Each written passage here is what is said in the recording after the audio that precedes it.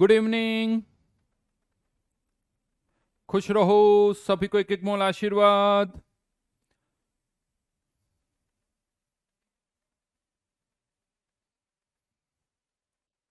हाँ जी, तो क्या था होमवर्क, क्या था?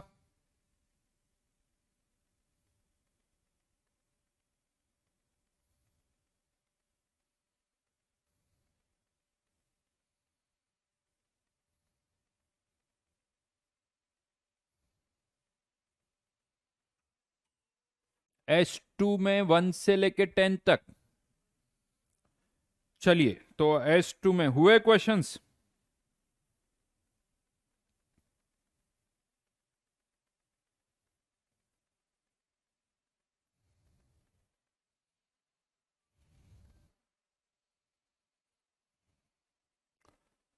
चलिए डिस्कस करते हैं।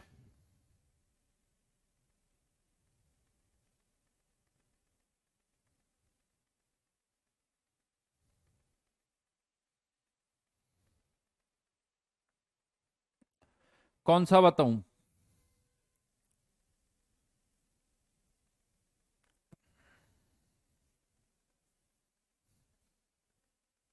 पहला क्वेश्चन हो गया, टोटल वॉल्यूम बताना है तो मोल्स निकाल के पीवी इक्वल्स टू एनआरटी। बहुत बढ़िया जी।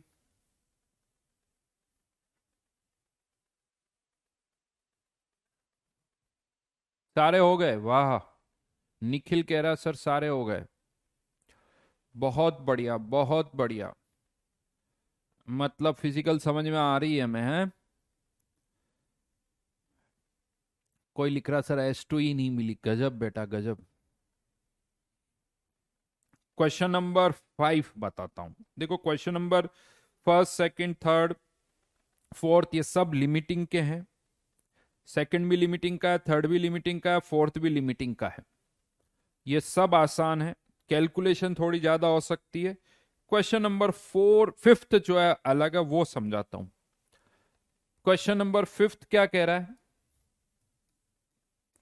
कि हमारे पास P4S3 8O2 converting into P4O10 plus thrice SO2।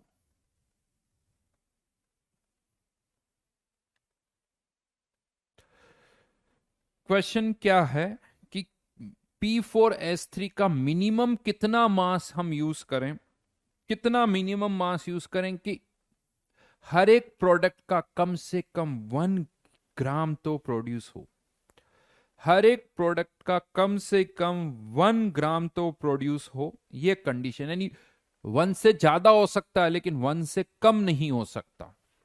1 से ज्यादा हो सकता है लेकिन कम से कम 1 ग्राम तो होना ही चाहिए। अब क्वेश्चन ये आता है, क्या ऐसा हो सकता है कि ये भी 1 ग्राम प्रोड्यूस हो जाए और ये भी 1 ग्राम प्रोड्यूस हो जाए, दोनों ही 1 1 ग्राम प्रोड्यूस हो जाए? तो ये देखो, यहां पर हमें ये पता है इसका कोफिशिएंट है 1, इसका 3, तो अगर इसका 1 मोल प्रोड्यूस होगा तो इसके 3 मोल प्रोड्यूस होंगे। रेशियो हमेशा यही रहेगा? नहीं। अब इसके 1 मोल का मास कितना होगा? पोटेशियम का एटॉमिक मास कितना होता है? 31। तो इसका मोलिकुलर मास कितना है P4O10 का? आई थिंक 160 प्लस 124 आएगा ना। 124 तो 284, तो इसके 1 मोल का मास हो गया 284 ग्राम।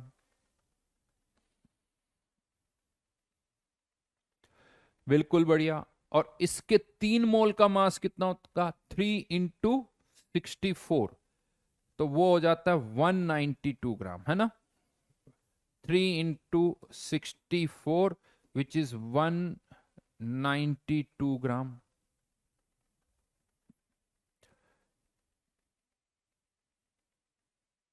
ओके, पोटेशियम नहीं, सॉरी गलत बोल दिया, फॉस्फोरस।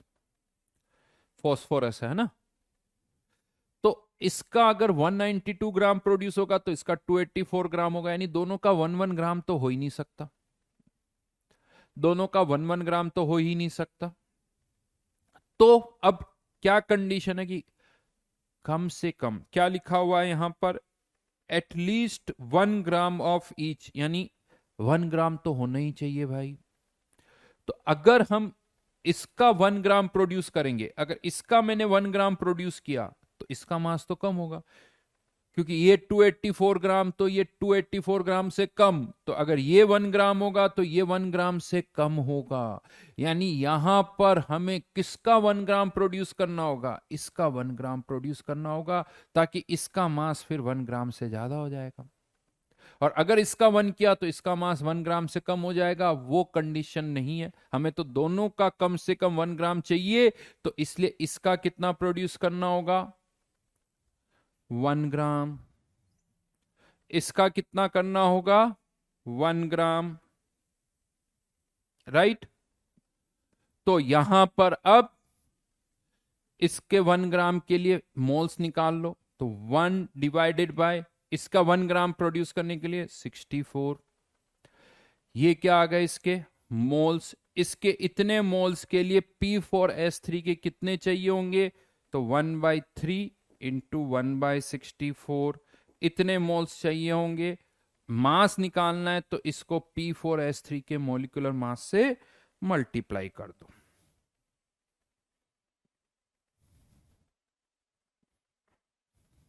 बिल्कुल सही, SO2 का 1 ग्राम प्रोड्यूस कर दो, आंसर आ जाएगा। नेक्स्ट, आगे बढ़ते हैं।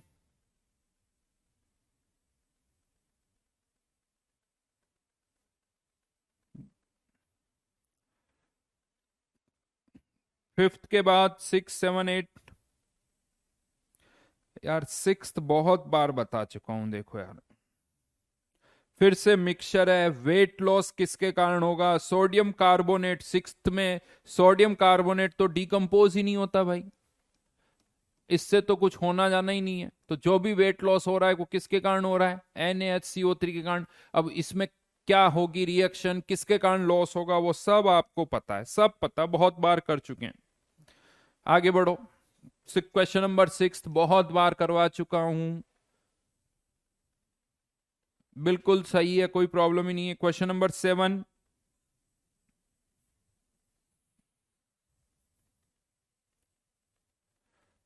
क्या हो गया क्वेश्चन नंबर 7 में, Br2 plus Cl2 converting into twice BrCl,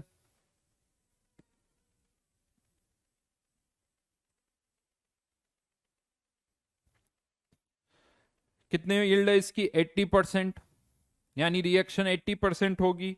What amount of BrCl would be formed from the reaction of 0.025, 0.025, देख लो 80% है, यानी इसका 80% ही रिएक्ट करेगा, तो 0.005 बच जाएगा, 0.005 बच जाएगा, 80%, यानी वही इसका 80%, 0.025 का 80% इंटू 2, यानी मेरे हिसाब से ये 0.4।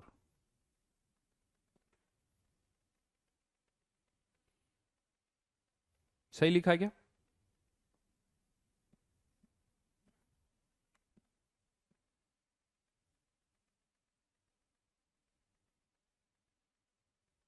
नेक्स्ट।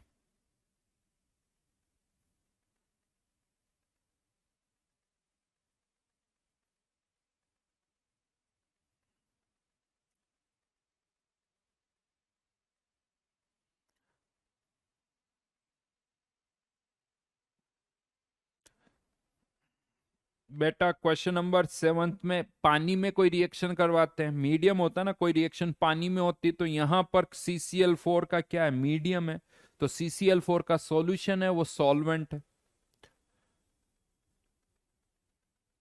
क्वेश्चन नंबर 8, बैलेंसिंग करो, क्या प्रॉब्लम है,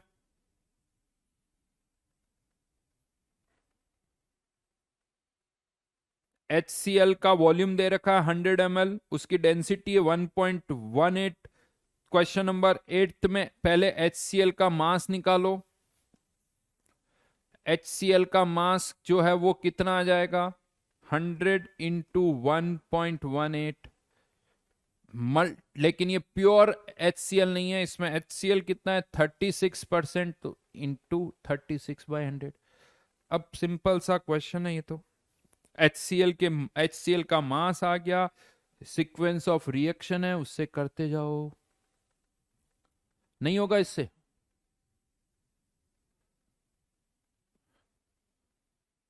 36% बाय मास, मतलब 100 ग्राम में HCl कितना है 36 ग्राम, तो इतने ग्राम में HCl कितना होगा इंटू 36/100।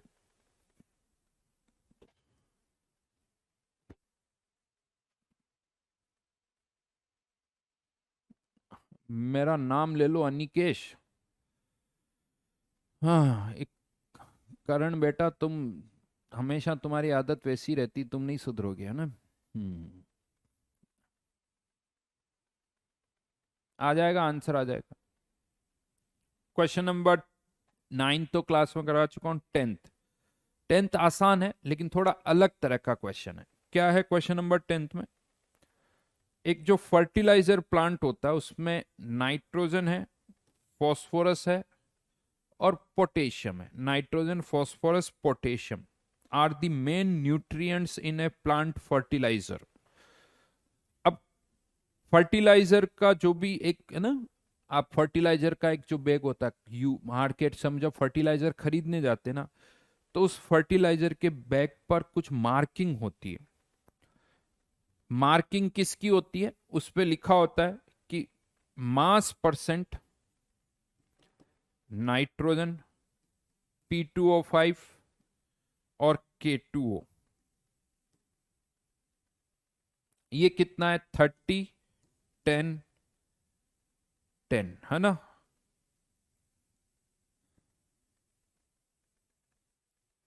लिखा हुआ the numbers on the label refers to the mass percent of nitrogen, mass percent of nitrogen, P2O5 and K2O in the same order. लेकिन ये P2O5 का मास परसेंट है, मतलब टोटल 100 ग्राम अगर फर्टिलाइजर है तो उसमें 100 ग्राम में से 30 ग्राम नाइट्रोजन होगी, 10 ग्राम P2O5 होगा, 10 ग्राम K2O होगा, बाकी 50 ग्राम कुछ और होगा, जो भी होगा और भी कुछ होगा। बट अब हमें इसकी लेबलिंग को बदलना है, और हमें इसकी लेबलिंग को क्या लिखना है? एन, पी और के की टर्म्स में। किसकी टर्म में लिखना है? एन, पी और के की टर्म्स में।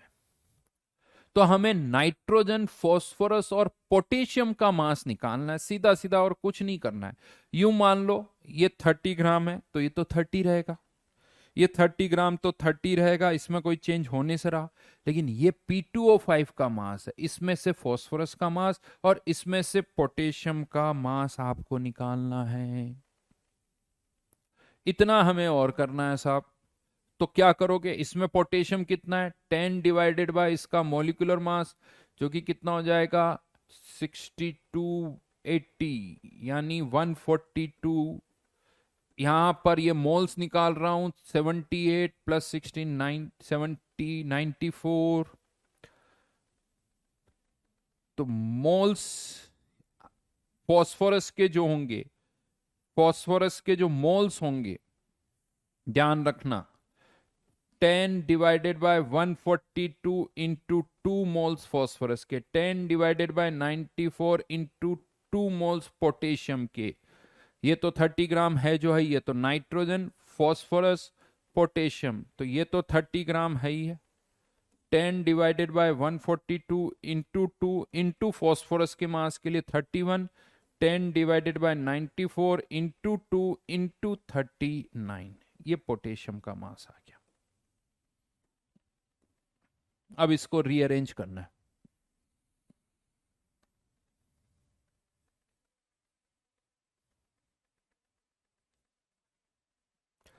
बेटा 7th का आंसर आ रहा है, बिल्कुल सही आ रहा है।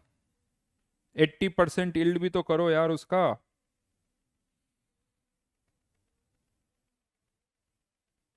हम्म 80% इल्ड भी तो करो।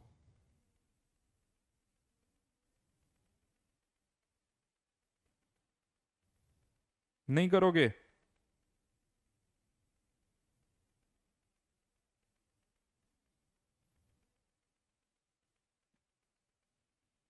अच्छा, पीछे कुछ गड़बड़ लग रही है सा। 0.05 0.05 दोनों आंसर 0.05 ही दे रखा है ऐसा।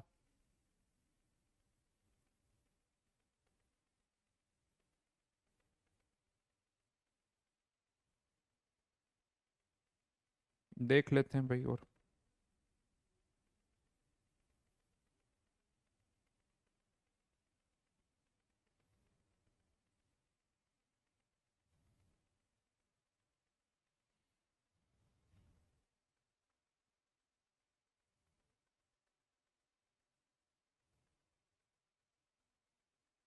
सॉल्यूशन में देख लेता हूँ उसे। और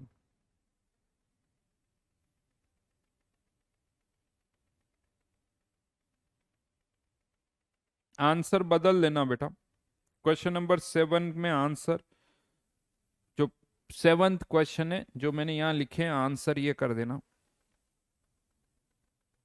0.04 फर्स्ट पार्ट का, सेकंड पार्ट का 0.005। ठीक है।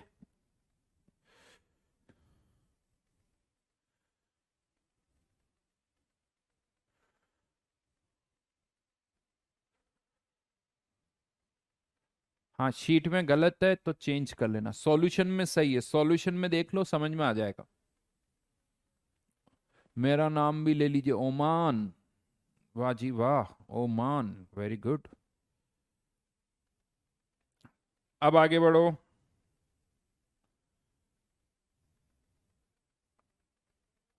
और बोलिए कोई डाउट। निक कह रहा मेरा फर्स्ट फर्स्ट लेक्चर है बेटा। बीच में से कभी भी कोई चैप्टर समझ में नहीं आता, तो इसीलिए फर्स्ट लेक्चर से देखना स्टार्ट करो और ये सोचो कि जैसा कहा जा रहा है उसको फॉलो करते रहो। किसी ने लिखा सर 80% तो 0.02 होगा, लेकिन स्टोइकियोमेट्रिक कोफिशिएंट से भी तो मल्टीप्लाई करोगे। क्यों पूरा नहीं देख रहे हो? ये 2 से मल्टीप्लाई भी तो करोगे क्योंकि इसके 2 मोल्स हैं। डन। चलिए, तो लास्ट क्लास में हमने कहां तक कर लिया था? लास्ट क्लास में कहां तक किया था, जल्दी से बताओ। आई थिंक पैरेलल रिएक्शन कर ली थी ना हमने।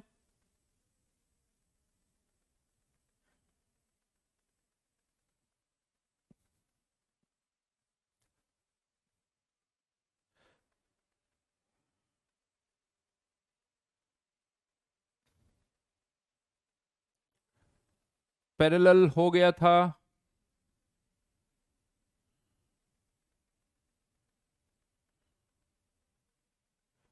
एक बार और देख लेता हूं।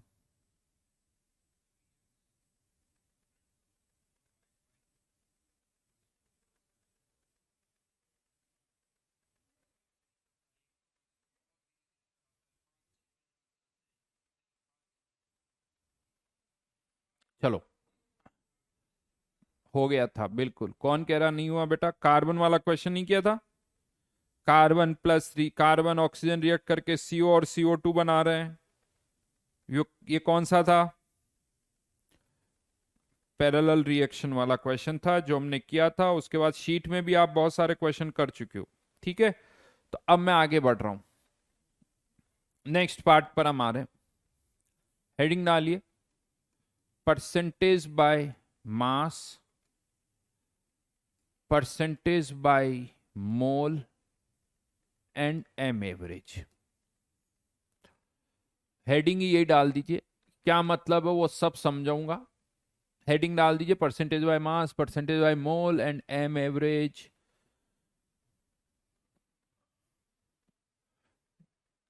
तो अब क्या मतलब है इसका वो सब समझते हैं, लेकिन एक दो क्वेश्चन आपसे पूछता हूं पहले।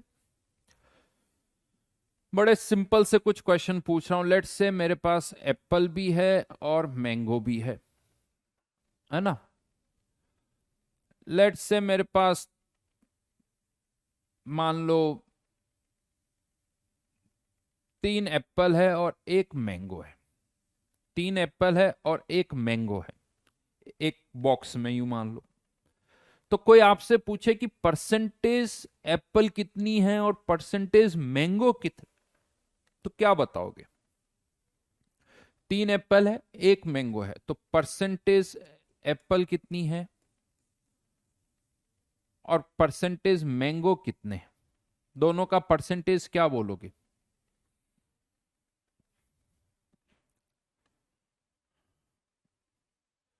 बिल्कुल सही साहब, बहुतों के आंसर आए हैं मेरे पास 75% और 25%। 75% और 25%। कैसे निकाला? यानी टोटल नंबर 4 है तो 3/4 इंटू 100, 1/5 4 इंटू 100। लेकिन ये जो परसेंटेज आपने निकाला ना, तो क्या यूज किए? नंबर्स, यानी लैंग्वेज को बोलो। 3 एप्पल टोटल पीसेस कितने हैं? 3 और 1 4, तो टोटल पीसेस कितने थे? 4 इंटू 100। तो ये नंबर्स का परसेंटेज है, ये नंबर्स का परसेंटेज है। तो इसे आप कह सकते हो परसेंटेज बाय नंबर। इसे हम क्या कहेंगे? Percentage by number. एप्पल कितनी है? परसेंटेज बाय नंबर मैंगो कितने हैं। लेकिन अब अगर मैं कह दूं यहां पर, अगर mass of each each Apple मान लो 20 ग्राम है, कुछ भी ले रहा हूं, ठीक है, और हर एक मैंगो का मास है 40 ग्राम, एक ईच पीस का, ध्यान रखना। तो अब मास वाइज अगर हम बात करें तो मास कितना हो जाएगा? 3 एप्पल है, हर एक का मास 20 ग्राम है, तो एप्पल का मास कितना हो जाएगा? 60 ग्राम। मैंगो का मास कितना हो जाएगा? 40 ग्राम। तो अब मैं वापस से आपसे पूछता हूं परसेंटेज बताओ, परसेंटेज, लेकिन इस बार कौन सा? परसेंटेज बाय मास। ये 60 ग्राम है, ये 40 ग्राम है। तो अगर मैं आपसे पूछूं परसेंटेज बाय मास एप्पल कितनी है? 60% और 40%। 40%, जो कि इससे अलग आया है। यानी पहले क्या था? 75% और 25%। यहां परसेंटेज कुछ और है, यहां परसेंटेज कुछ और है, यानी आंसर वेरी कर रहा है। ये भी परसेंटेज है, ये भी परसेंटेज है, लेकिन आंसर अलग अलग है। एक परसेंटेज बाय नंबर है, एक परसेंटेज बाय मास है। आदत क्या होती है? परसेंटेज। अरे भाई परसेंटेज, कौन सा परसेंटेज निकाल रहे हो ये पता होना चाहिए। परसेंटेज अलग अलग आते हैं, परसेंटेज बाय नंबर इतना है, परसेंटेज बाय मास इतना है, वो सेम नहीं होगा। नंबर का परसेंटेज अलग आएगा, उनके मास का परसेंटेज निकालोगे तो वो अलग आएगा। समझ में आ रही मेरी बात? बात समझ में आ रही कि क्या डिफरेंस आ रहा है? तो हमेशा जब भी परसेंटेज बोलो, परसेंटेज कौन सा? परसेंटेज बाय मास या परसेंटेज बाय नंबर, ये बहुत क्लियरली आपको बताना पड़ेगा। केवल परसेंटेज बोलोगे तो इससे कोई इंफॉर्मेशन नहीं जा रही है। ये कंफ्यूजिंग स्टेटमेंट है कि इसका परसेंट इतना है, किसका परसेंट? मैंगो इतने परसेंट। अरे भाई बाय नंबर इतना परसेंट है या बाय मास इतना परसेंट है, वो हमेशा आपको बताना पड़ेगा। राइट? यहां तक समझ में आया? अब यहां पर ये जो नंबर का परसेंटेज होता है, सुन लो मेरी बात, अगर ये 3 और 1 है तब भी 75-25। अगर मैं कह देता हूं कि एप्पल मेरे पास और मैंगो जो है ये 3 Na है और ये Na है, रेशियो वही है, तो अभी भी परसेंटेज निकालोगे तो ये 75%, ये 25%। या यूं कह दो ये 3 मोल है, ये 1 मोल है, तो परसेंटेज तो वही रहेगा। बिकॉज मोल भी क्या है? एक नंबर है। मोल भी नंबर है, यानी 3 मोल मतलब 3Na, 4 मोल मतलब 4Na। तो परसेंटेज बाय नंबर बोला जाए या percentage by mass, sorry, percentage by number बोला जाए या परसेंटेज बाय मोल बोला जाए, एक ही बात है। क्योंकि मोल्स है तब भी परसेंटेज वही आएगा, नंबर है तब भी परसेंटेज वही आएगा। कोई कहते हैं कि ये 3 डजन है, ये 1 डजन है, परसेंटेज तो वही रहेगा। 3 एप्पल 1 मैंगो, परसेंटेज वही रहेगा। 3 डजन 1 डजन, परसेंटेज ये रहेगा। 3 मोल 1 मोल, परसेंटेज वही रहेगा। यानी यूं कहा जाए तो परसेंटेज बाय नंबर या परसेंटेज बाय मोल। अब मैं वर्ड हमेशा क्या बोलूंगा? परसेंटेज बाय मोल। क्यों? क्योंकि हमारे केस में क्या है, एटम कोई 2-5 तो होते नहीं है। एटम्स बहुत सारे होते हैं तो हमेशा हम उनका क्वांटिटी मोल्स में ही बताते हैं, तो हम बोलते ही हैं इसके 2 मोल, इसके 10 मोल, इसके 15 मोल, इसके 20 मोल, तो इसीलिए परसेंटेज भी कौन सा बोला जाएगा, परसेंटेज बाय मोल। तो दो वर्ड्स हो गए, परसेंटेज बाय मोल और परसेंटेज बाय मास। और percentage by mole percentage by mass के बराबर नहीं होता है। क्यों? क्योंकि इनके मासेस अलग अलग होते हैं। हाँ, एक केस में हो सकता है एप्पल का मास भी 20 ग्राम, इसका मास, मैंगो का मास भी 20 ग्राम हो तो हो सकता है, लेकिन एटम्स है तो उनके एटॉमिक मासेस तो अलग अलग ही होंगे, तो percentage by mole percentage by mass के बराबर नहीं होंगे। राइट। अब यहां पर आगे बढ़ू मैं, चलो एक दो क्वेश्चन और कर लेते हैं। चलो अब मैं एटम्स की बात करूंगा। अब ये एप्पल मैंगो के एग्जाम्पल नहीं लूंगा, क्योंकि एग्जाम में क्वेश्चन एप्पल मैंगो पर नहीं आने वाले, ये तो आ चुके 6, 7 क्लास में, 8th क्लास में। अब हम डायरेक्ट एटम्स पर आते हैं। जैसे मान लो फॉर एग्जाम्पल हीलियम और CH4 का हमारे पास कोई मिक्सचर, परसेंटेज बाय मोल पता है, परसेंटेज बाय मास निकालना है। तो लेट्स से हमें गिवन है कि परसेंटेज बाय मोल 50% है और ये भी 50% है। निकालना क्या है आपको, परसेंटेज बाय मास बताना है साहब। इनका क्या बताना है, परसेंटेज बाय मास। क्वेश्चन समझ में आ गया होगा, कहीं तकलीफ नहीं है।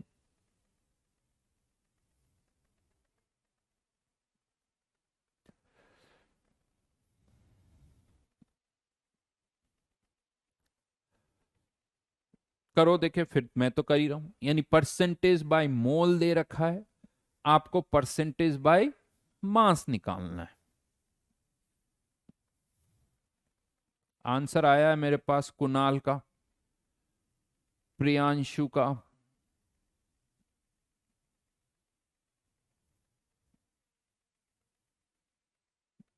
वंश का, अभिषेक का, आदित्य का। हाँ, एटॉमिक मासेस हीलियम का कितना होता है, 4। हीलियम का एटॉमिक मास कितना होता है, 4। बाकी कार्बन हाइड्रोजन का तो पता ही है। चलिए कैसे निकालेंगे, बिल्कुल सही। बहुतों के आंसर बिल्कुल सही है, कुछ के बहुत गड़बड़ हैं, कुछ लोगों के तो बहुत गलत हैं। अब क्या बोलूं उनको मैं। करना क्या है यहां पर, परसेंटेज बाय मोल, यानी मान लो अगर 50% 50% दे रखा है तो एक तरीका तो यह है, लेट द मोल्स हीलियम के 50, इसके भी 50, इतने भी मान सकते हो। एक तरीका तो यह है, बट अननेसेसरी बड़ा नंबर लेने से कोई मतलब नहीं है, छोटा नंबर लो ताकि कैलकुलेशन कम हो। तो रेशियो वही रखना है, तो 50 और 50 मोल्स के बजाय क्या लो, 1 मोल 1 मोल। राइट, रेशियो वही होना चाहिए, 50 मोल 50 मोल, 1 मोल 1 मोल, 2 मोल 2 मोल, वो कुछ भी आप ले सकते हो जिससे लगे कैलकुलेशन आसान हो रही है। तो मास क्या हो जाएगा इसका, इसके 1 मोल का मास, हीलियम के 1 मोल का मास 4 ग्राम, मीथेन के 1 मोल का मास 16 ग्राम, यानी टोटल मास कितना हो गया, 20 ग्राम। तो परसेंटेज बाय मास कितना हो जाएगा, 4/20 × 100, जो कि कितना आ गया, 20%। और 16/20 × 100, जो कि कितना आ गया,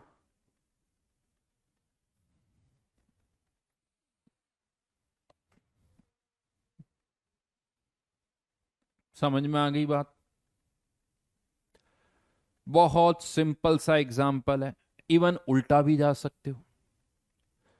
उल्टा मतलब परसेंटेज बाय मास गिवन हो और परसेंटेज बाय मोल्स निकालने हो, तो हीलियम और CH4, परसेंटेज बाय मास 50%, 50%, दोनों ही 50% है।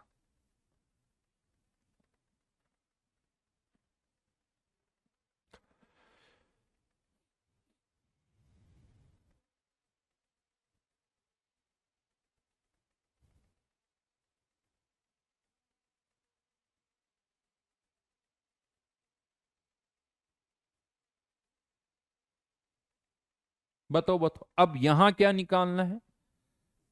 परसेंटेज बाय मोल। क्या निकालना है? परसेंटेज बाय मोल। दे क्या रखा है? परसेंटेज बाय मास। देखिए क्या आता है।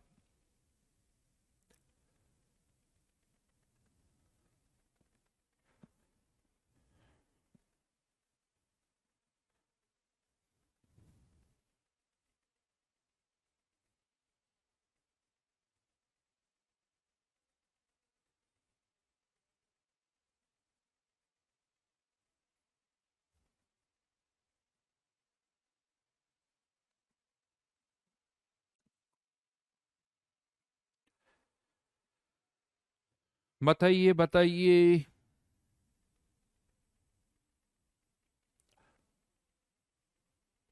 बिल्कुल सही। यस, 80-20।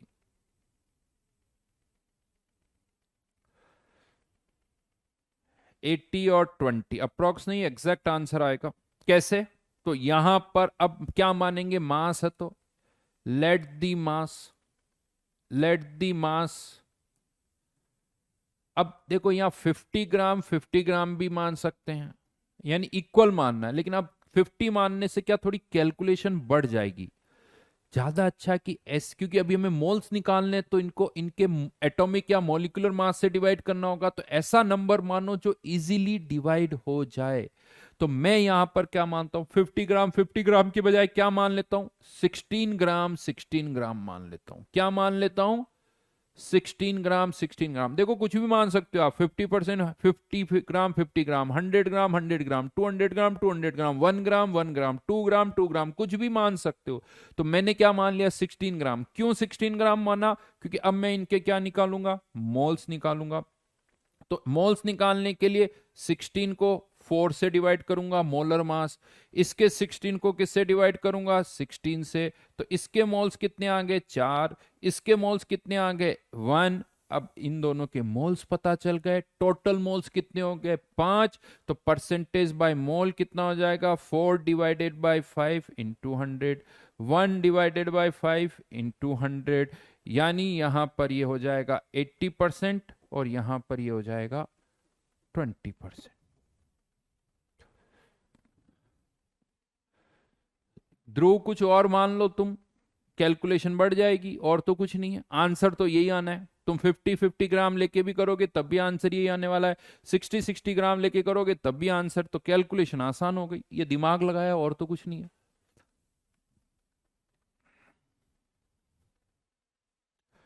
और कुछ नहीं है, तो इससे कैलकुलेशन आसान हो गई। क्या किया इन दोनों क्वेश्चन में?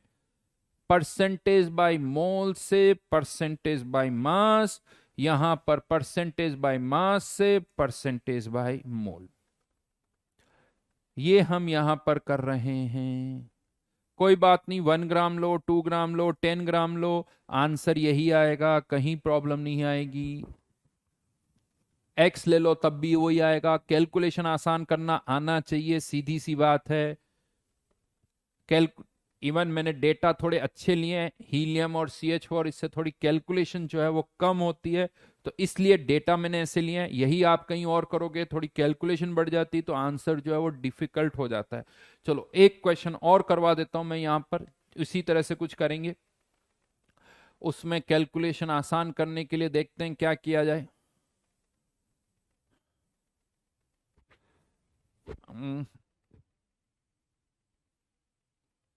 आर्गन जिसका एटॉमिक मास होता है 40, और इसके साथ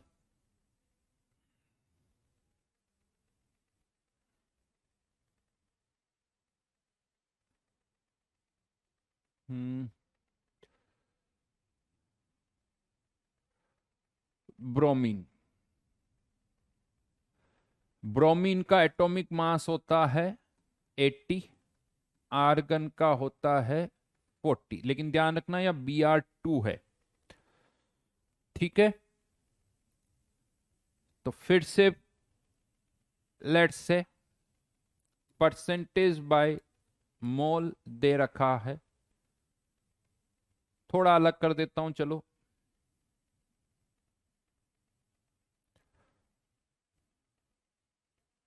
60%, 40%,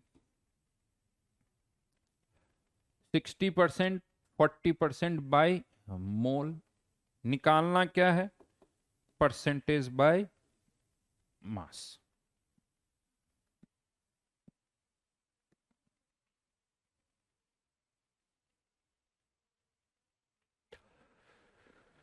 आर्गन और ब्रोमीन, ठीक है, बताइए आंसर क्या आएगा?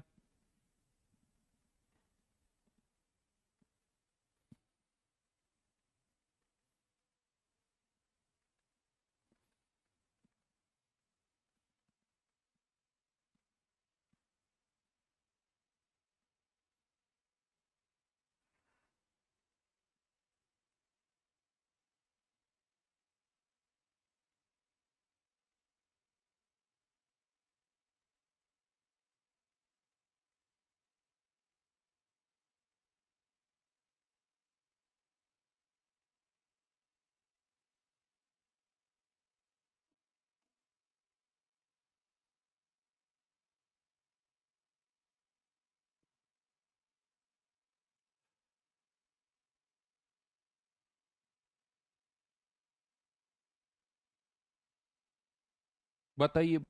2080। अलग अलग आंसर आ रहे हैं भाई इस बार। 300/11, 800/11,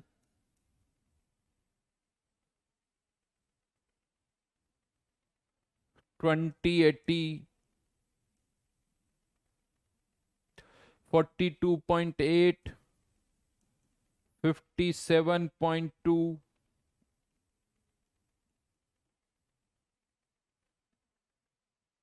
कुछ का तो 2030 यानी टोटली 50% हो रहा है। अरे भाई 100 तो निकाल दो। 23 और 77, 300/7, 400/7, ये तो 300/7, 400/7। हाँ चलो करते हैं, क्या किया जाए। लेट दी मोल्स, मोल्स या तो 60 और 60/40, या तो ये माने या 6/4 माने, 6 और 4, और 6 और 4 भी क्यों करें, 3 और 2 मान लेते हैं।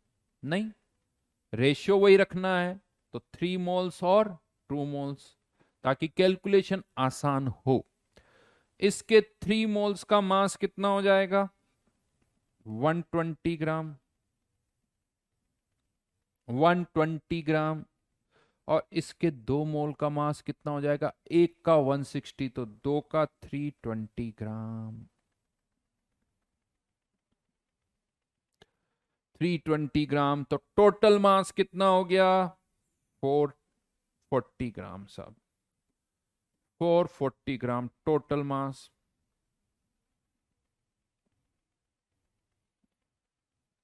तो 120/440 इंटू 100, सॉल्व करो। ये कैलकुलेशन करनी होगी, 4 से डिविजिबल है, तो कहीं 11 दिख तो रहा था मुझे, बिल्कुल सही बात है। 3, तो 300/11, तो ये आ जाएगा 400/11।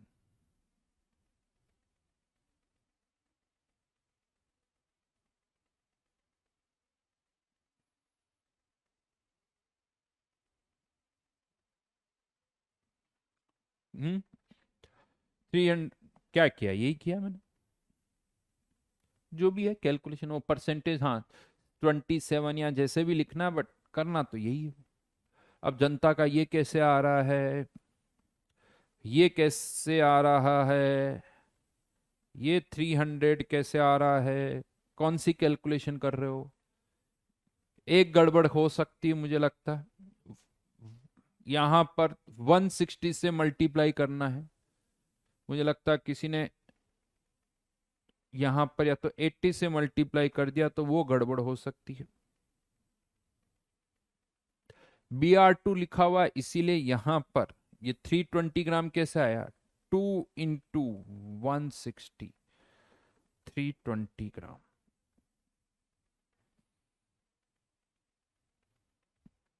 राइट। एक और क्वेश्चन दे देता हूं, या इसी को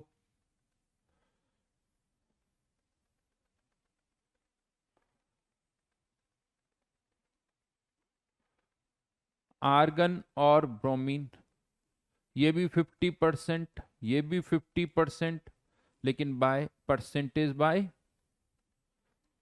मास है साहब। निकालना क्या है? परसेंटेज बाय मोल।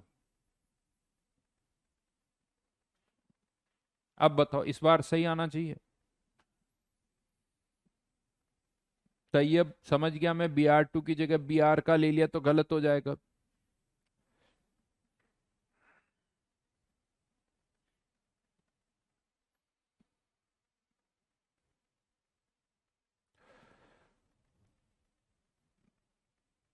कोई पूछ रहा सर 1 मोल क्यों नहीं बना? बेटा रेशियो ये होना चाहिए 1 1 मोल नहीं, क्योंकि या तो 6 या 4 या 3 या 2, कुछ भी थोड़ी मान सकते हो।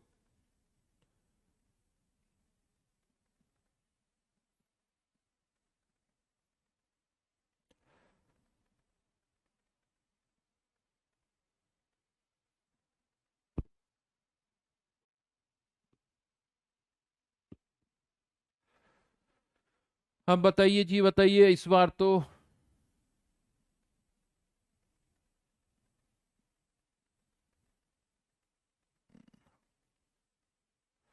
80-20। कोई पूछ रहा 440 कैसा है? बेटा अच्छी तरह से दिमाग लगाओ, बोर्ड पे कुछ नंबर लिखे हुए हैं, देखो किसको ऐड करें, किसको सब्ट्रैक्ट करें, किसको मल्टीप्लाई करें, ताकि 440 आ जाए, वैसे ही कर लो।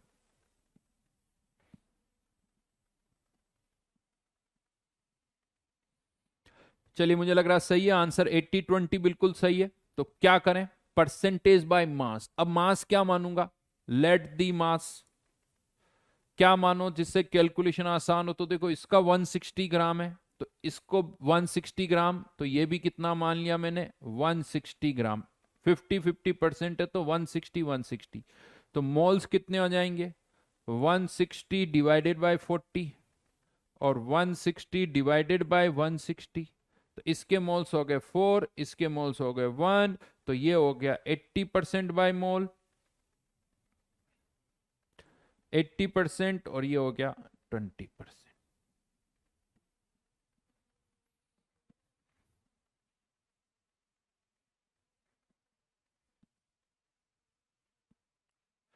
ठीक है। लेकिन अब इसका आगे क्या करें? अब इसी में एक स्टेप और ऐड करूंगा। एम एवरेज पर आते हैं। किस पर आते हैं? M average. ये एम एवरेज क्या है? तो उसको पहले ऐसे समझो, क्लास में मार्क्स भी आप निकालते हो ऐसे, 8th 7th 8th 9th 10th में आपने एवरेज मार्क्स निकाले हुए हैं, वेटेड एवरेज निकाला हुआ है, मीन मोड मीडियन पर बहुत सारे क्वेश्चंस किए हैं आपने। तो मीन मतलब क्या होता है? एवरेज। फॉर एग्जाम्पल क्लास में आप कह सकते हो N1 ऐसे स्टूडेंट्स हैं जिनके मार्क्स हैं M1, N2 ऐसे स्टूडेंट्स हैं जिनके मार्क्स हैं M2, और भी हो सकते हैं N3 M3, ऐसे कह सकते हो। तो अगर मुझे एवरेज मार्क्स पता करने हैं, एवरेज मार्क्स, तो क्या करूंगा? क्या करते हैं हम? N1 students into M1 marks, N2 students के M2 मार्क्स, अगर और भी है तो वो लिख सकते हो, divided by total number of students, divided by total number of students, यानी in short total marks divided by total number of students, total number of students, इसी तरह से करते हैं। उसी तरह से जो एटम्स होते हैं ना, मान लो किसी कंटेनर में ऑक्सीजन, नाइट्रोजन, हीलियम है, ऑक्सीजन का एटॉमिक मास अलग है, हीलियम का एटॉमिक मास अलग है। किसकी बात कर रहे हो? ये 320 कहां से है? सब सही है यार, काहे को। तो ऑक्सीजन भी है, नाइट्रोजन भी है, तो उनका भी हर एक का मोलर मास अलग है। हर एक का मोलर मास, ऑक्सीजन का है 32, नाइट्रोजन का है 28, हाइड्रोजन का है 2। तो अगर उनका मिक्सचर है तो उनका भी आप क्या निकाल सकते हो? Average molecular mass. या एटम्स है तो उनका एवरेज एटॉमिक मास निकाला जा सकता है। अब जब बात आती एटम्स की या मॉलिक्यूल्स की, तो उसमें क्या करेंगे उसको समझ लेते हैं। तो जैसे यहां पर मान लेते हैं, यानी भाई एटम्स है ना, जैसे कोई भी दो तरह के एटम्स हो गए। क्लोरीन जैसे 35 होता है, क्लोरीन 37 होता है। ये क्लोरीन के दो आइसोटॉप्स है। इसका एटॉमिक मास 35 है, इसका एटॉमिक मास 37 है। अब जहां कहीं क्लोरीन होगी वहां क्लोरीन 35 भी होगा, वहां क्लोरीन 37 भी होगा। मिक्सर होता है हमेशा, अकेला नहीं होता। कार्बन आपको पता, कार्बन 12, कार्बन 13, कार्बन 14 में भी होता है। हाँ, किसी का अमाउंट कम होता है, कार्बन 14 बहुत कम होता है तो ठीक है। लेकिन कार्बन यानी क्लोरीन 35, क्लोरीन 37, ये अच्छी खासी अमाउंट में दोनों होते हैं। तो यहां पर अब क्लोरीन का हम क्या यूज करते हैं? एवरेज एटॉमिक मास। वो कैसे निकाला जाता है एवरेज, वो मैं आपको यहां पर बताऊंगा।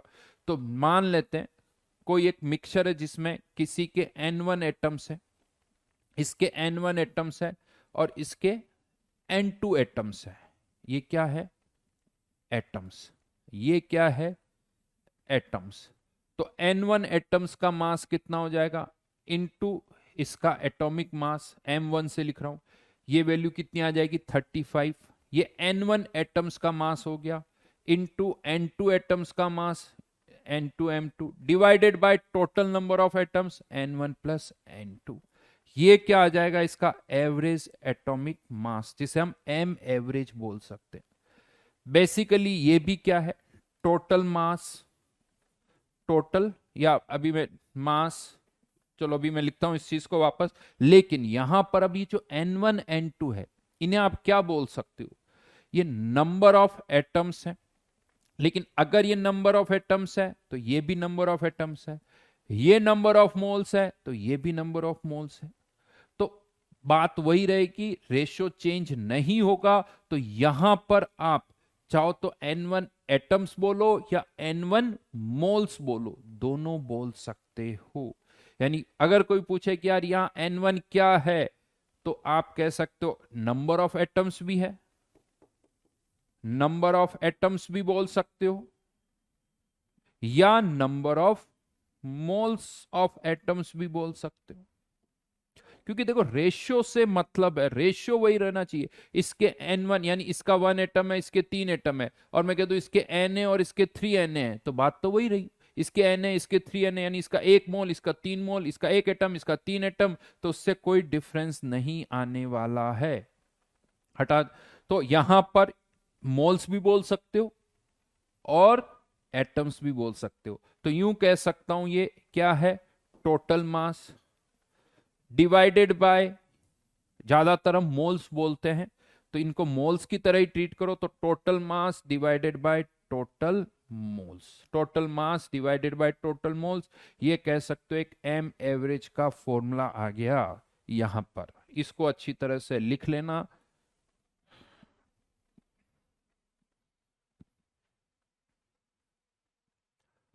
इसको आप अच्छी तरह से लिख सकते हो।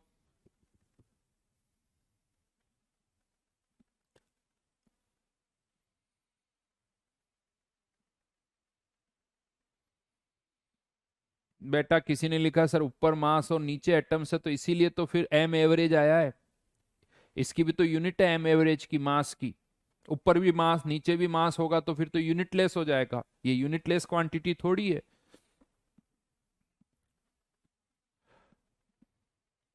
ठीक है। तो ये फॉर्मूला हमारे पास है किसका, एम एवरेज का, जहां N1 N2 को क्या बोलोगे, number of moles, M1 molar mass, M2 भी मोलर मास है, total mass upon total moles. समझ में आई बात? तो अब चलिए क्लोरीन 35 का एक क्वेश्चन करते हैं।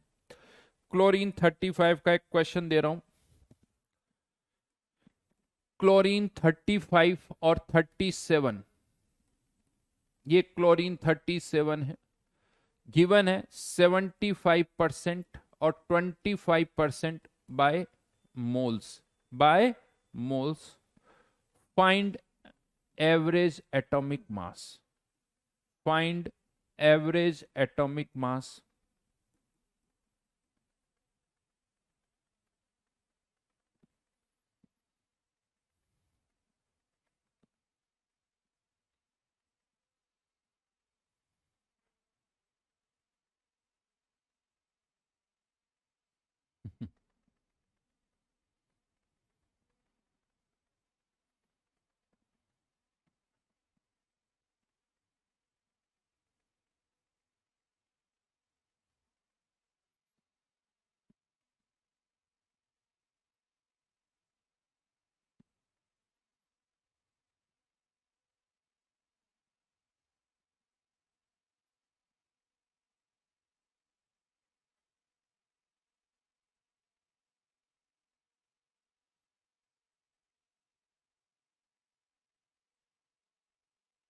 बिल्कुल बढ़िया जी, बिल्कुल बढ़िया, बिल्कुल सही। तो कैसे करें, या तो मान लें इसके 75, वही late the moles, late the moles 75 25, लेकिन ज्यादा अच्छा क्या है, सिंपलेस्ट रेशियो लो तो 1 मोल और इसके 3 मोल्स, तो मोल्स आ गए 1 मोल 3 मोल, तो एम एवरेज कितना हो जाएगा, इसके 3 मोल का मास इंटू 35, इसके 1 मोल का mass into 37, divided by 3+1, total moles. ये यहां पर इसको सॉल्व करो तो ये आ जाता है 35.5। यही हम यूज भी करते हैं, क्लोरीन का जो 35.5 है ना बेसिकली एटॉमिक मास, वो उसका एवरेज एटॉमिक मास होता है, क्योंकि क्लोरीन नॉर्मली 35 में भी एग्जिस्ट करता है और 37 में भी एग्जिस्ट करता है। तो ये क्लोरीन का एवरेज एटॉमिक मास हो गया। ध्यान रखना क्या दे रखा था हमें, यहां पर क्या दे रखा था, परसेंटेज बाय मोल्स दे रखा था, क्या दे रखा था, परसेंटेज बाय मोल्स। और ये जो फॉर्मूला है यहां पर N1 M2 ये क्या है, number of moles, N1 N2 number of atoms या number of moles of atom. अगर मॉलिक्यूल है तो मॉलिक्यूल्स के मोल्स हो जाएंगे, एटम्स है तो एटम्स के मोल्स हो जाएंगे, एटम्स के मोल्स हो जाएंगे। तो इस तरह से इंफॉर्मेशन गिवन होगी कि किसके कितने मोल्स हैं, तो हम एवरेज एटॉमिक मास यहां पर निकाल सकते हैं। अब क्वेश्चन में चेंजेस आएंगे यहां पर, अभी थोड़ा और आगे बढ़ते हैं। जैसे क्लोरीन की बात हो गई, और मैं एक चीज बता दूं, आइसोटॉप्स जो होते हैं ना नॉर्मली, वैसे तो हर जगह बोलना चाहिए कि ये परसेंटेज कौन सा है, लेकिन आइसोटॉप्स के केस में मोस्टली जो परसेंटेज होता है वो परसेंटेज बाय मोल्स ही होता है। फॉर आइसोटॉप्स जो भी परसेंटेज गिवन होता है कि ये परसेंटेज है, आइसोटॉप्स में वो परसेंटेज बाय मोल ही होता है। दो लिखना चाहिए हमेशा कि ये परसेंटेज बाय मोल है या परसेंटेज बाय मास है। चलो एक और क्वेश्चन मैं यहां पर आपको दे रहा हूं, एक और क्वेश्चन अभी हम यहां पर कर रहे हैं। हीलियम या H2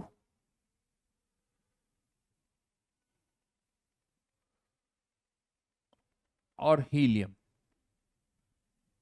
ठीक है, इसका एक मिक्सचर दे रखा है, और अगेन इसमें हमें दे रखा है ये 80% और ये 20%, या चलो ले लेते हैं 80% 20% बाय मोल। क्या निकालना है अगेन आपको? M average.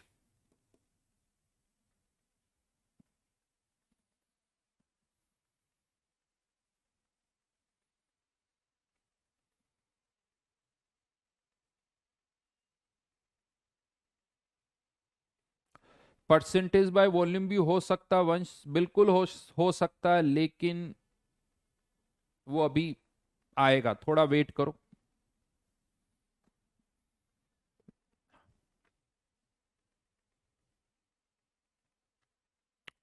बड़ा अच्छा क्वेश्चन किसी ने पूछा, दो से ज्यादा एलिमेंट भी हो सकते हैं, बिल्कुल हो सकते हैं, दो से ज्यादा हो तो N1 M1 plus N2 M2 plus N3 M3 ऐसे करते जाओ तो हो जाएगा।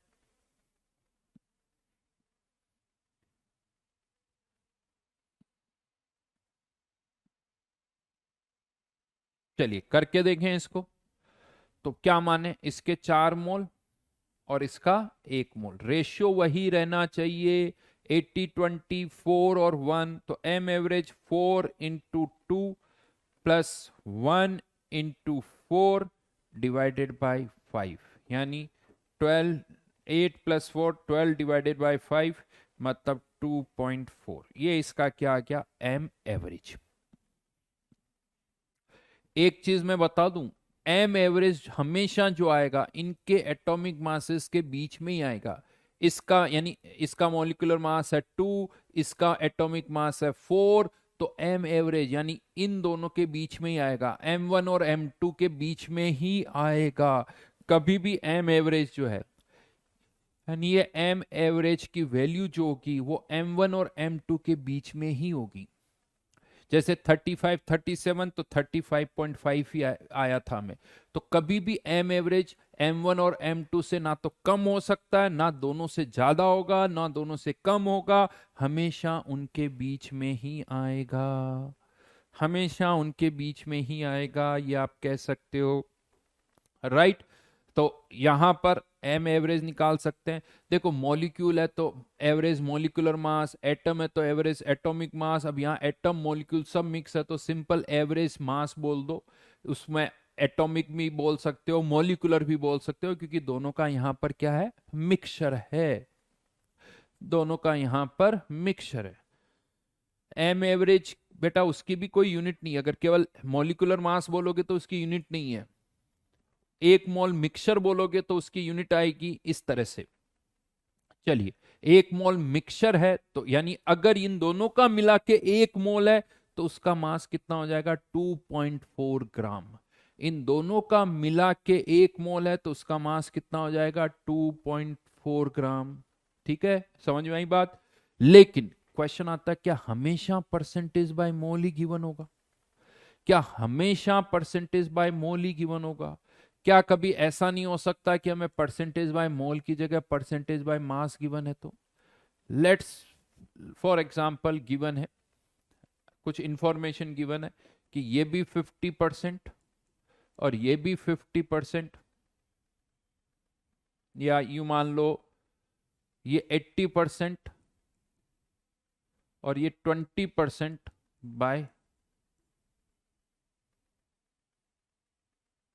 नहीं उल्टा करता हूं, ये 20% और ये 80% बाय मास है। अब बताओ एम एवरेज क्या हो? अब क्या बताना आपको वापस? M average. इस बार मैंने परसेंटेज बाय मोल नहीं दिया है, परसेंटेज बाय मास दिया है।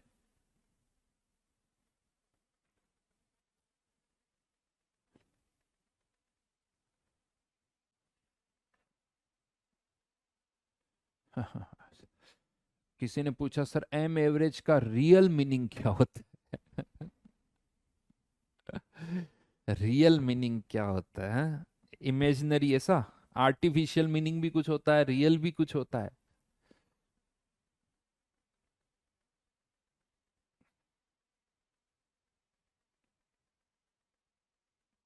एटॉमिक स्ट्रक्चर में नहीं आता बेटा। बहुत बढ़िया जी, बहुत बढ़िया।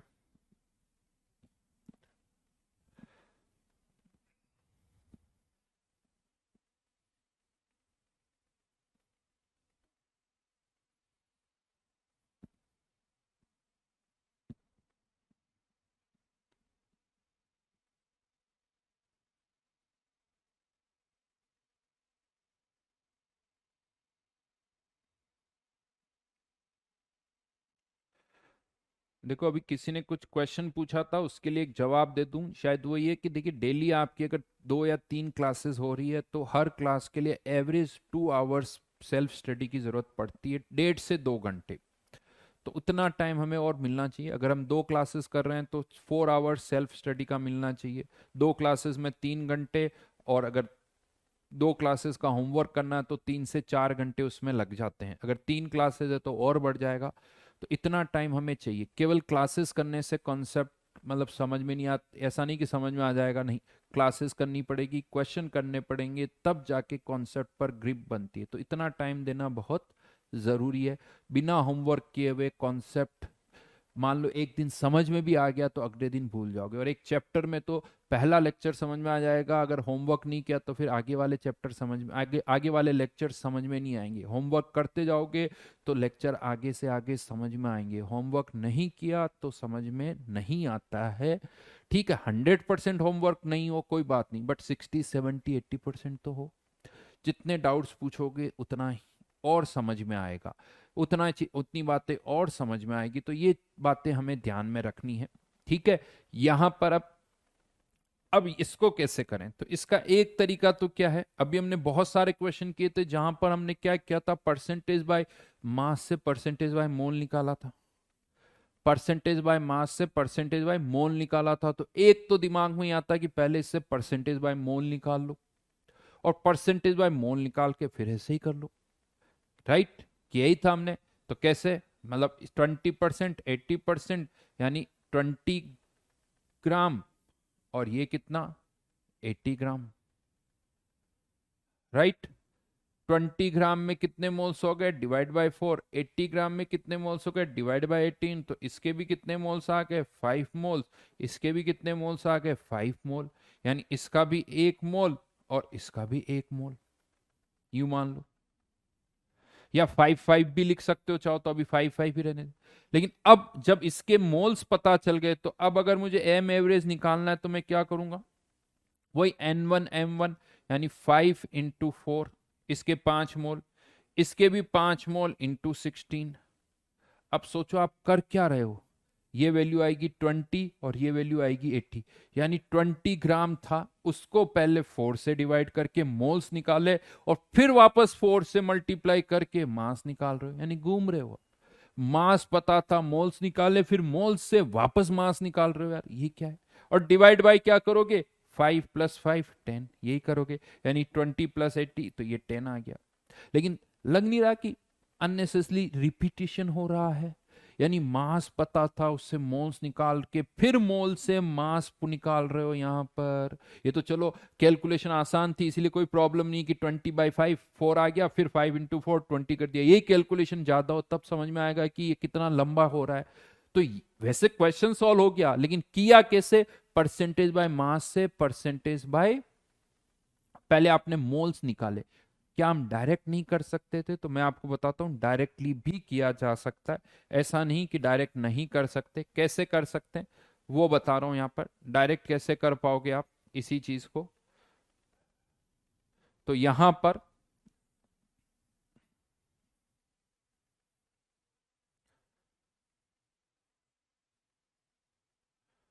कहीं चला गया भैया, तो रुको।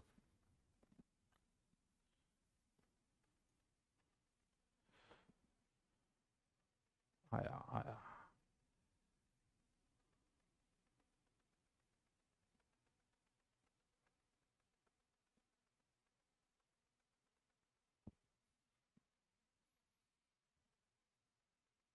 अब मैं इसी को और कैसे कर सकते हैं वो बता रहा हूं।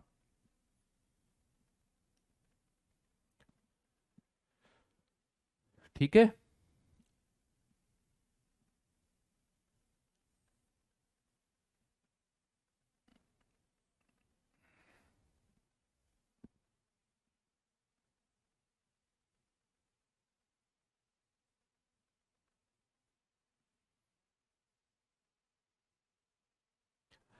तो यहां पर देखिए जो हमारा फॉर्मूला है,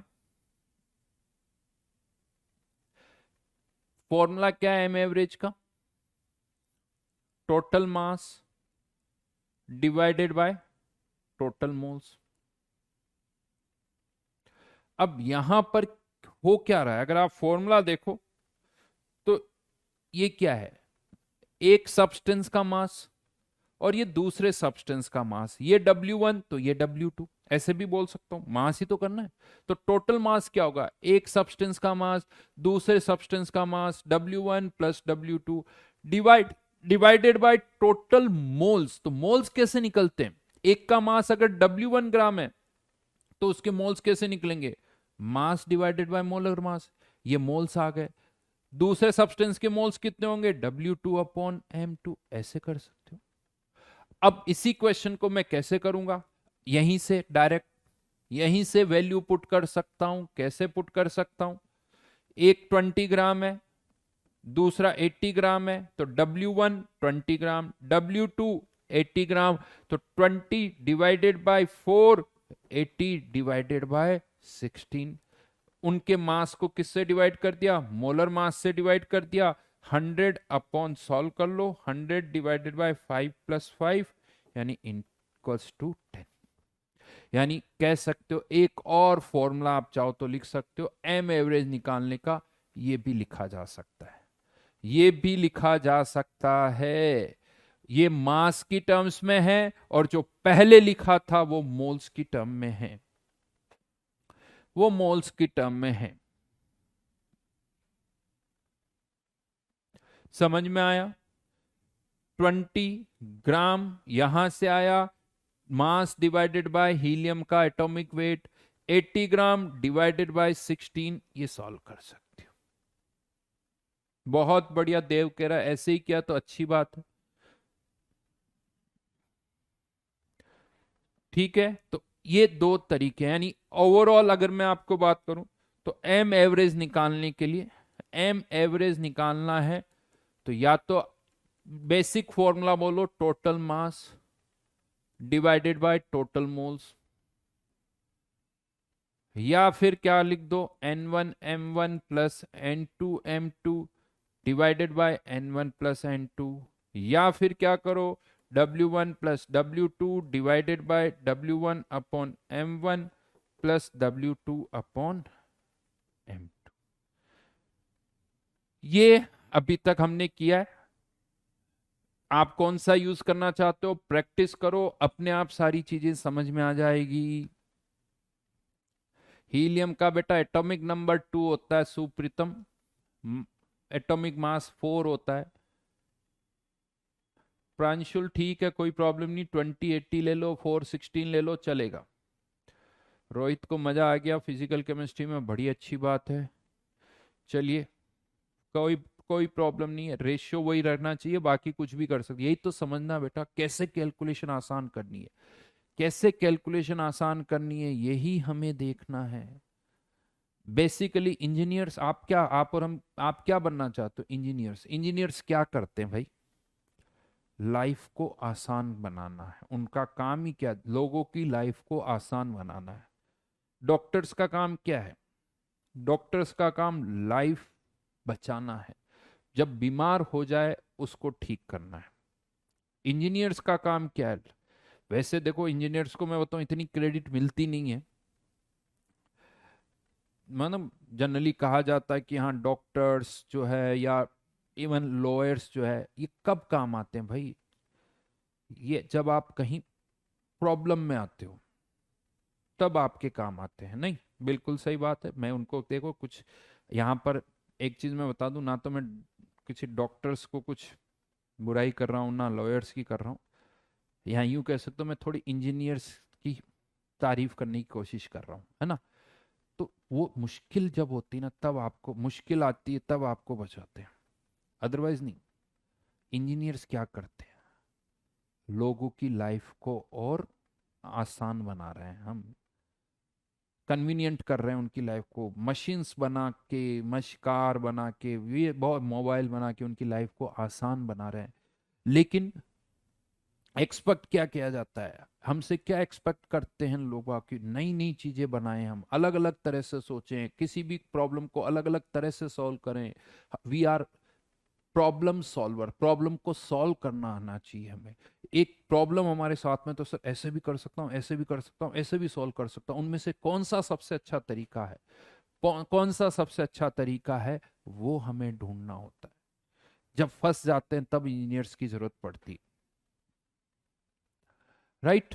तो ये बेसिकली है। तो यानी फॉर्मूला ये भी है, फॉर्मूला ये भी है, जहां जो ज्यादा कन्वीनियंट होगा वो फॉर्मूला हम यूज करेंगे। लेकिन अब मैं यहीं पर एक और पॉइंट पर आ रहा हूं। क्या किया अभी तक पता आपको? Percentage by mole, percentage by मास, हमने एक दूसरे को कन्वर्ट किया। अगर मुझे परसेंटेज बाय मोल पता तो मैं परसेंटेज बाय मास निकाल सकता हूं, परसेंटेज बाय मास पता तो मैं परसेंटेज बाय मोल निकाल सकता हूं। फिर मैंने आपको अभी कौन से क्वेश्चन करवाए? अगर मुझे परसेंटेज बाय मोल पता तो मैं एम एवरेज निकाल सकता हूं, और परसेंटेज बाय मोस मास पता तब भी हम एम एवरेज निकाल सकते हैं। उसके दो तरीके हैं, परसेंटेज बाय मास पता तो पहले परसेंटेज बाय मोल निकाल के भी एम एवरेज निकाल सकते हैं, और डायरेक्ट भी एम एवरेज निकाल सकते हैं। इस फॉर्मूले से डायरेक्टली निकाल सकते हो, या पहले परसेंटेज बाय मोल निकाल के एम एवरेज निकाल सकते हो। ये अभी तक हमने किया है। लक्ष्य W1 प्लस W2 जरूरी नहीं हमेशा 100 ग्राम हो, कोई जरूरी नहीं। परसेंटेज जरूर नहीं है W1 प्लस W2 हमेशा 100 ग्राम हो, रेशियो वाइज देखना होगा आपको। अब हम क्या करेंगे? उल्टा, एम एवरेज पता है तो उससे परसेंटेज बाय मोल और परसेंटेज बाय मास निकालेंगे। अब हम एम एवरेज से ये निकालेंगे, समझ रहे हो मेरी बात को? कि एम एवरेज पता है तो बताइए परसेंटेज बाय मोल कितना होगा, परसेंटेज बाय मास कितना होगा। अब मैं इस पर क्वेश्चन दे रहा हूं, कैसे करेंगे वो बताऊंगा। Let's say N2, a mixture of N2 and O2 has average molecular mass 29. Find percentage by mole of N2 and O2। दोनों का परसेंटेज बाय मोल निकालना है। क्या पता है इस बार हमें? एम एवरेज कितना है? M average 29, 29। कुछ लोगों को मैंने नेक्स्ट लास्ट क्लास में बोला था कि मैं उनके कमेंट का कभी रिप्लाई नहीं करूंगा। क्यों बोला था? क्योंकि वो क्या करते हैं, रेगुलरली बिना रुके अपनी बस बात उनको बोलनी होती है। जो मैं पढ़ा रहा हूँ उससे मतलब नहीं होता, जो पढ़ा रहा हूँ उससे कुछ और पूछना होता है, उससे कनेक्टेड कुछ नहीं होता। तो वो मैंने कहा था, और जो बार बार कमेंट करते हैं फिर मैं उनके कमेंट को रिप्लाई नहीं करता हूँ, बोला था। लेकिन क्या होता है, चलो मेरे को भी लगता है एक दो दिन थोड़ा पनिश कर दो तो समझ में आ जाएगी, और उसके बाद मैं कमेंट पर रिप्लाई करने लगता हूँ।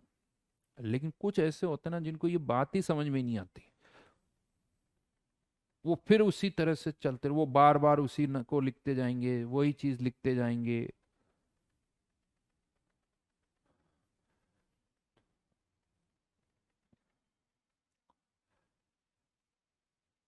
तो बेसिक होता है ना, बेसिक थोड़े से एटिकेट्स जो होते हैं वो ही मिसिंग होते हैं बेटा। देखो एक चीज बताऊंगा, जिंदगी में बहुत कुछ, देखो लाइफ में जरूरी नहीं कि केवल इंजीनियर्स ही अच्छा करते हैं, ऐसा तो नहीं है। बहुत सारे आदमी सक्सेसफुल हैं, चाहे वो इंजीनियर्स हो, चाहे डॉक्टर्स हो, या पढ़ के नहीं, बिजनेसमैन भी है। कोई बहुत कम पढ़ा लिखा हुआ है वो भी बहुत सक्सेसफुल है। सक्सेसफुल भी अलग अलग तरह के होते हैं, मतलब फाइनेंशियली सक्सेसफुल होना, सोशली सक्सेसफुल होना, एज ए फैमिली सक्सेसफुल होना, बहुत अलग है, बहुत अलग है।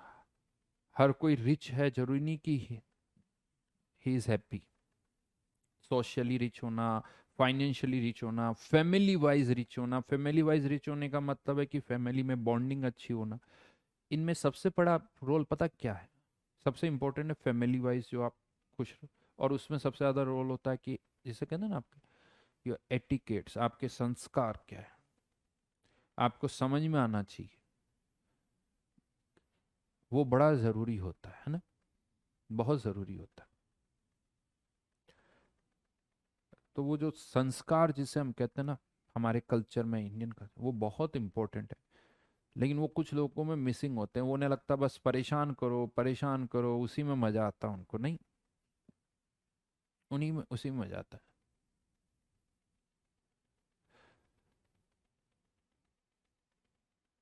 चलिए, तो अब यहां पर इसका आंसर कैसे निकालेंगे वो देखते हैं। तो एम एवरेज दे रखा है, परसेंटेज बाय मोल निकालना है। तो दो ही सब्सटेंस है, तो परसेंटेज तो हमेशा 100 होता है। तो किसी एक के मोल्स कुछ मान लो, let the moles of N2 को क्या मान लिया मैंने, x। अब N2 के मोल्स को x माना, तो ऑक्सीजन के मोल्स क्या हो जाएंगे, क्योंकि टोटल तो 100 होना है, परसेंटेज तो 100 माइनस एक्स मान लिया। एक के x तो दूसरे के 100 माइनस एक्स। अब हमें N2 के भी मोल्स पता, O2 के भी पता, तो फिर से वही formula, m average equals to N1 M1 plus N2 M2 divided by N1 plus N2। तो यहां पर N1 x, उस नाइट्रोजन का मोलर मास 28, N2 ऑक्सीजन के moles 100 minus x into 32 divided by total moles यानी 100 माइनस एक्स प्लस एक्स, तो वो 100 ही आ जाएगा। और ये वैल्यू कितनी दे रखी है, 29। ये x कैंसिल आउट हो गया, इसको हमें सॉल्व करना होगा।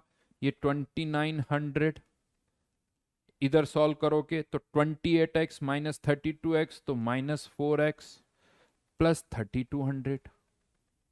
तो 4x इक्वल्स टू, कह सकते हो 300, तो x equals to 75%।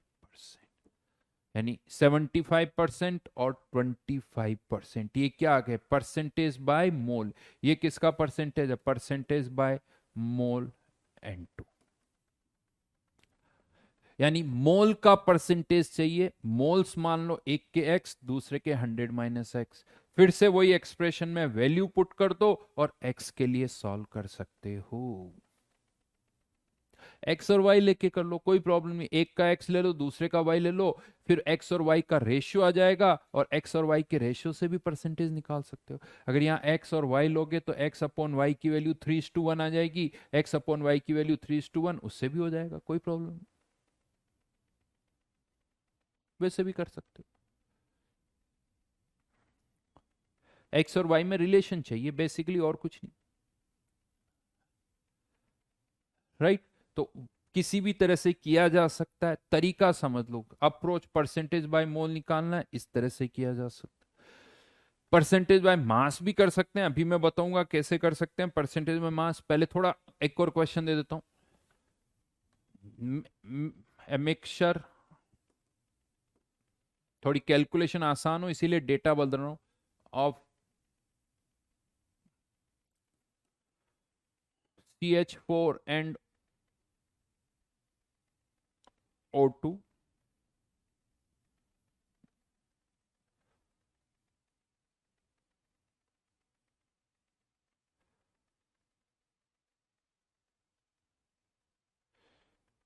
has average molar mass 24,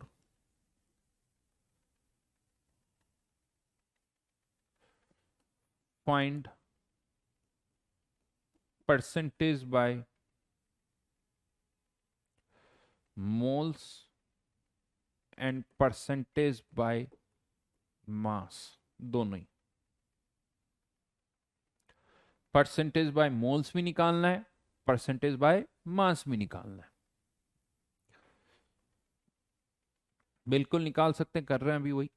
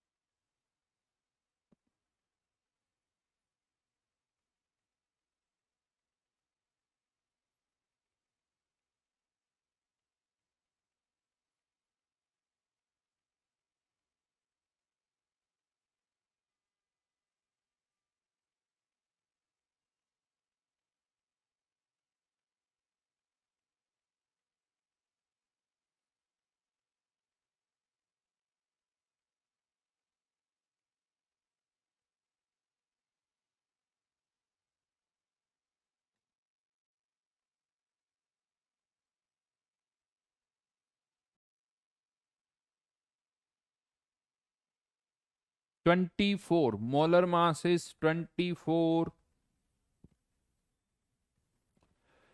24 है मोलर मास, यहां लिख देता हूं।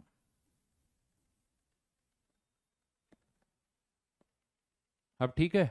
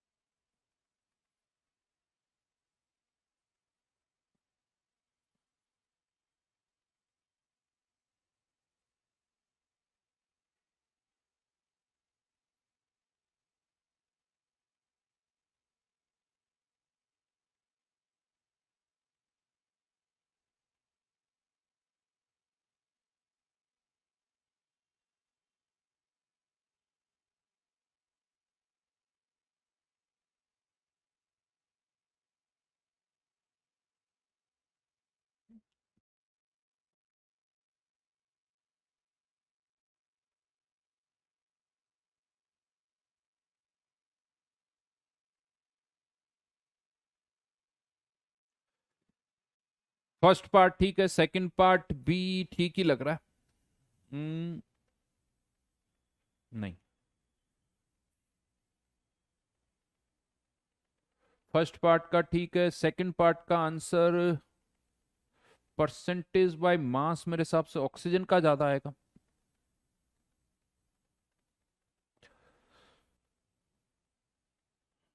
हाँ होगा, 2:1, वो बिल्कुल सही है। चलिए करते हैं, ठीक है। तो यहां पर लेट, पहले परसेंटेज बाय मोल निकालना है, तो late the moles of CH4X, तो ऑक्सीजन के कितने हो जाएंगे, 100 माइनस एक्स। इसका मैं अभी आपको एक शॉर्टकट तरीका भी बताऊंगा, इसका एक शॉर्टकट तरीका भी बताऊंगा, बट अभी नहीं, पहले तो एग्जैक्ट तरीका समझ में आ जाए। 16x, कभी भी मैं शॉर्टकट बताता हूं तो एग्जैक्ट तरीका जरूर बताता हूं, क्योंकि शॉर्टकट बहुत बार क्या होता है, कुछ जगह नहीं लगते हैं, तो एग्जैक्ट मेथड पता होना बहुत जरूरी है। और एक बार पहले शॉर्टकट बता दो तो पता है क्या, इसमें इंटरेस्ट ही नहीं आता, सर छोड़ो सर, तो इसीलिए पहले हमेशा इसी से करेंगे। 100 सॉल्व करो इसको, तो ये x की वैल्यू आई थिंक आ जाएगी मेरे हिसाब से, ये 50% आ रही, राइट, यानी 50% बाई मोल, 50% है ये। अब अगर परसेंटेज बाय मास निकालना है, तो एक ऑप्शन तो ये है कि परसेंटेज बाय मोल आ गया, इससे परसेंटेज बाय मास निकाल दो। परसेंटेज बाय मोल आ गया, इसी से परसेंटेज बाय मास निकाल दो। ऐसे कर ही सकते हैं, क्योंकि वो बहुत सारे क्वेश्चन कर ही लिए हमने। लेकिन किसी के दिमाग में आता नहीं सर आप तो डायरेक्ट परसेंटेज बाय मास निकालो। तो अब मैं अगर डायरेक्ट परसेंटेज बाय मास निकालना चाहूं तो कैसे स्टार्ट करूंगा, let the mass of CH4, अब मास है ये, ध्यान रखना x, तो और मास ऑफ ऑक्सीजन क्या मान लिया, 100 माइनस एक्स, क्योंकि परसेंटेज निकालना है तो टोटल 100, एक का x ग्राम तो दूसरे का 100 माइनस एक्स। अब ये मोल्स नहीं है, ये मास है, तो m एवरेज इक्वल्स टू, अब मैं फॉर्मूला यूज कर रहा हूं, W1 plus W2, W1 upon M1 plus W2 upon M2, ये वाला फॉर्मूला यूज करूं, तो x प्लस 100 माइनस एक्स, तो ये तो 100 ही आ जाएगा क्योंकि टोटल 100 है, x upon 16 plus 100 minus x upon 32। इसको अगर हम सॉल्व करें, ये वैल्यू थोड़ी कैलकुलेशन करनी होगी यहां पर, तो x upon 16 plus 100 minus x upon 32, और ये आ जाता 100 अपॉन 24, राइट। एलसीएम ले लिया जाए यहां पर, इस 24 को भी मैं इधर लेके आ गया, 32, 2x plus 100 minus x upon 100 upon 24, ये 8 से डिवाइड करिए 3, ये 4, इधर मल्टीप्लाई करो तो ये कितना आ जाएगा, 3x प्लस 300 इक्वल्स टू 400, तो x इक्वल्स टू 100 बाई 3। ये क्या आया, ये क्या आया, मीथेन का परसेंटेज 100/3, तो इसका कितना आ जाएगा 200/3, तो आंसर इज 100/3 1% और 200/3%। ठीक है, चलिए होमवर्क दे रहा हूं मैं आप लोगों को जेई मेंस की एक्सरसाइज से। किससे दे रहा हूं? JEE Mains exercise. Question number लिख लेना।